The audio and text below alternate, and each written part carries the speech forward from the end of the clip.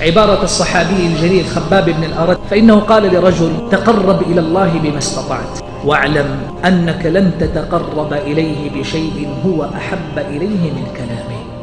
تقرب إلى الله بما استطعت، صيام، صلاة، دعاء، صدقة، إحسان، بر، كل وجه من وجوه الخير. تقرب إلى الله بما استطعت. ثم قال: واعلم أنك لن تتقرب إليه بشيء هو أحب إليه من كلامه. يا قوم، من أحب الله أحب كلامه، ومن أحب كلامه أنشأ بينه وبينه صحبة مستمرة، لا أقول إلى الممات بل إلى ما بعد الممات. في الحشر يبقى القرآن صاحبا لصاحبه.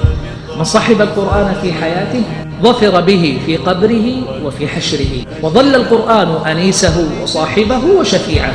بركات القرآن يا إخوة هي كما أراد الله أن يكون القرآن مباركا، قال: وهذا ذكر مبارك أنزلناه. وقال سبحانه: كتاب أنزلناه إليك مبارك. مبارك، ما وجه البركة في القرآن؟ كل وجوه البركة بلا استثناء. هل هي بركة الأجر والثواب؟ نعم. بركة العمر والوقت؟ نعم. بركة الزوجة والأولاد؟ نعم. بركة الوظيفة والرزق والمعاش؟ نعم. بركة الصحة والعافية؟ نعم. كل ما شئت من وجوه البركة فإن الله أراد أن يكون كتابه مباركا.